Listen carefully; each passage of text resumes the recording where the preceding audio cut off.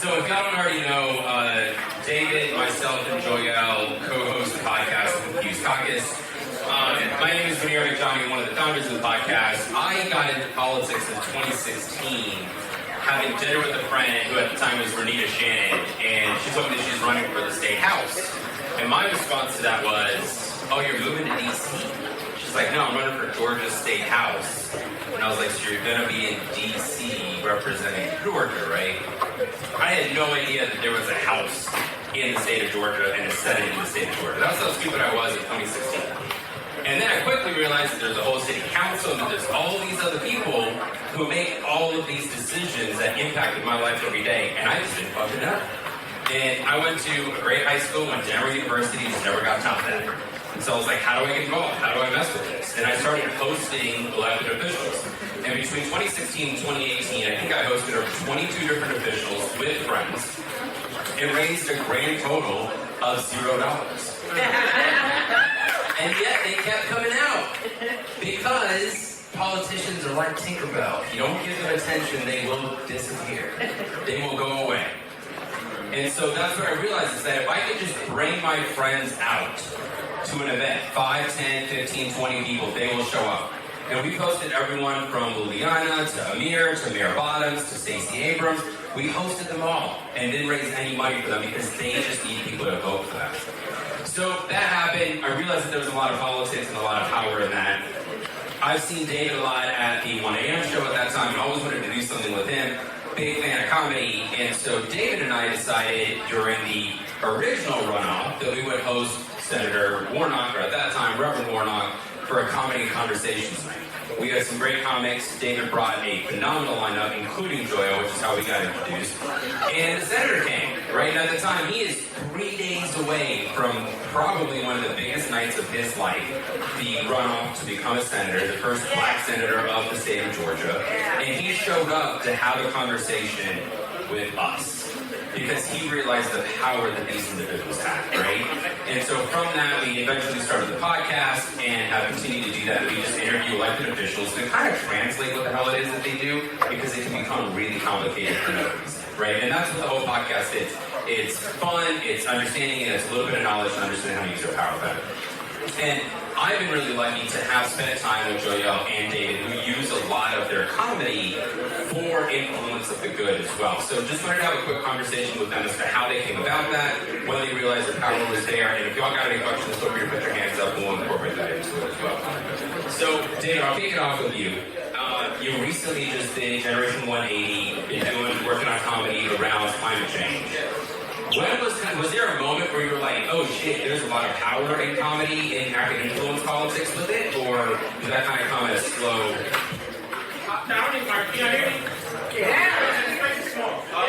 I'm more so worried about the people online.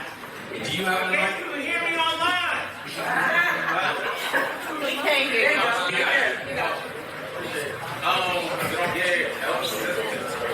Hello?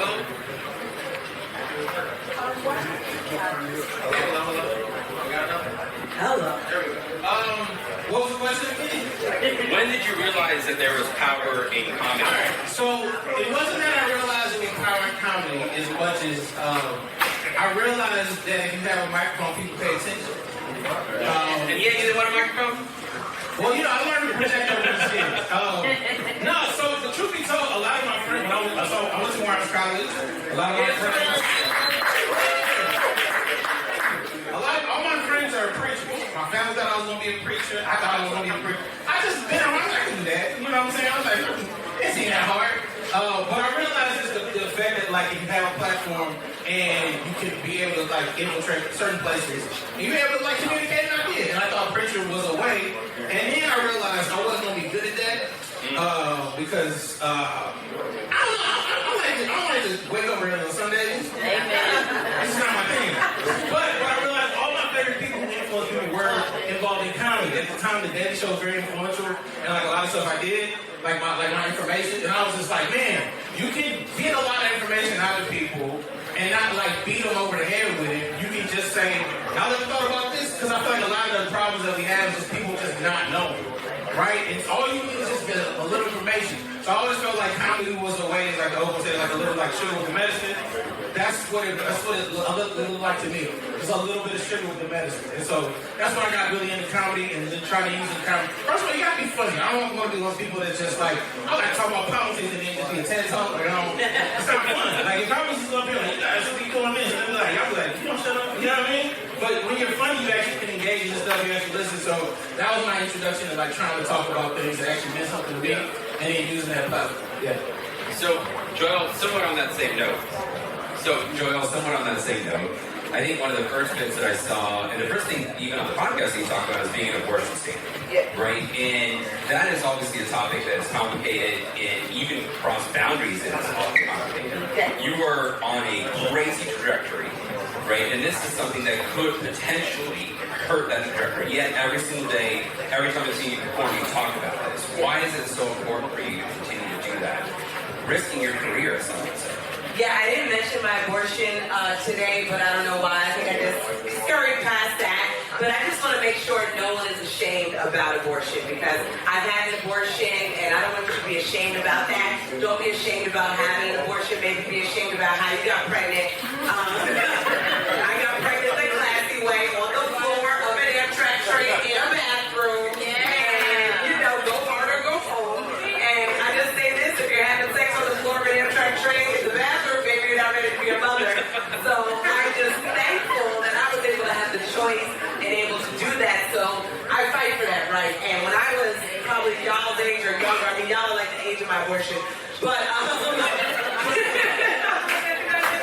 you're so cute, so happy I don't have any kids. But also, I just feel like it's such a good thing to talk about because so many, 1 in 4 people will deal with that in their lives, you know? And it's so important to talk about. And I've had people come up to me after my set, after I've mentioned abortion, and just be like, thank you for talking about this difficult topic. And George Carlin, I don't know if you guys know on Google him, he's fantastic. He's one of my favorite comedians. And I saw him talk about abortion and religion when I was 15 years old. And I was like, I want to do that. So I never thought I'd be able to do it, and I can do it now. So it was very important to me because it's something I've been through, and it's something I know other people go through. So I've been saying lately that I think comics and a lot of comedians are kind of the philosopher of the 21st century, right? So much of the introspection, things that people don't often think about, comes from comedy. For individuals in the crowd who are not comics, who may not have the platform, the Instagram following, who are high school students, right? What would you say to them? How do they use their influence right now to make the world a better place, to change whatever they want to? So I would say, first of all, like I said earlier, be informed, like ask questions, right? Because I feel like a lot of the things that we deal with now is misinformation, right? Like that's how most of the bullshit happens. People are just misinformed. So like, first off, do your due diligence, like be as informed as possible. Be that annoying friend that's like, well, actually, because we don't have enough people that say, well, actually, everybody's just like, yeah, I heard that one place, and everybody heard it from one person, but that person doesn't exist. Or you know what I mean? Or it was created by a bot in Russia. Like we don't know. You know what I mean? It's a lot of misinformation. So I would say first, start there. The second thing is mobilizing, right? So we talk about when people get mad at elected officials, and I understand that, but my thing is this, and I thought about this the other day. If you don't have money, right, meaning like you're not able to buy a position in state senate, you're not able to put millions of dollars to a candidate. If you don't have money, what you have to have is you have to have the ability to mobilize people, right? If you don't have money, you got to get people. And since none of us here are writing men on the chest, the thing that we want to see change is to say, hey, I'm about to get my friends together and we about to make some noise. Because we might not be able to throw a bunch of money at people, but I guarantee you're going to be tired of hearing us showing up. And then we're going to make something happen because you have to hear us if you show up. You don't have the numbers as far as the dollars, you better have the numbers as far as the people. And so I think that's the thing they don't want us to do is mobilize and say, we don't like any of this shit, and we're going to be annoying until we see it change. So I think that's where it starts. First be informed, and then connect with other people. Like community. Because politicians, I respect you, you know this, you can't save us. We have to save us. You can help us, but you can't say y'all are saving each other. And I think that's the part that I think that I would encourage anybody out here to do is like build a community. First and foremost, build a community. Yeah. And I know that part I said was a joke about making a list of things that you want to do in life. Do it. That is how I've done everything. I literally did the Tonight Show twice last year. Anything, if I can do it, y'all can do it. So just have a goal of what you want to do. Write it down on a list. and then do the actions to get through it, because you guys are the future. I mean, I know it sounds cliche to say, but it's like, no pressure, help. Please fix everything, guys, you know, so you can do it. That's all I can say, you know. That's it. Yeah, I would add to that to get your friends that are like this as well, right? So you and I talked about therapy after the show at the Unicorn. Finally found a therapist. Yeah. Finally found a therapist. 2 hours ago. Right? And just getting to the right friends who are so open to having those conversations is so important, you know.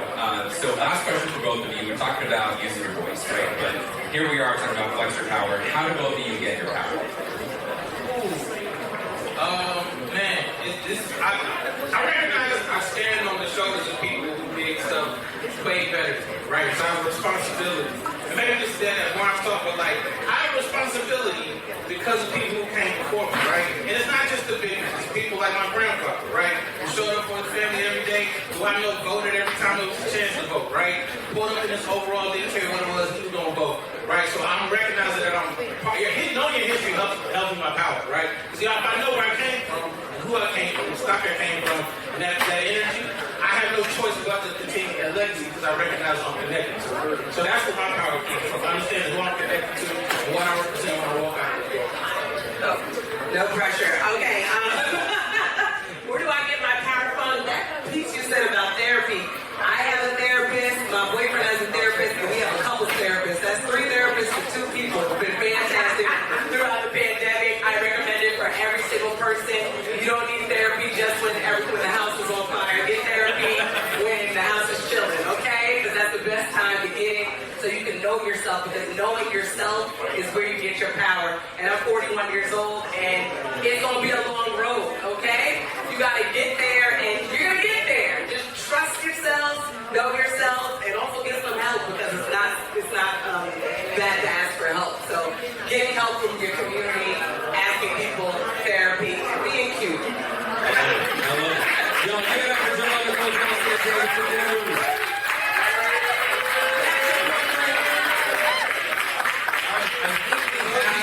I think we've got some money to give away, so stay tuned. Yo, one more time, before we leave, I want to leave y'all with one last go. Make sure you text some friends to come out and vote tomorrow. And keep in mind that elections are not like getting an Uber driver or a Lyft. They're not going to get you exactly where you want to.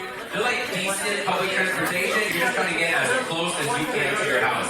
Think about that when you go out to vote. Y'all give it up for the organizers of this event, Sister Lee, Sister Vote, Be the Ones, Young Mobilizers, all of these groups. Anybody get that night to give y'all some cash.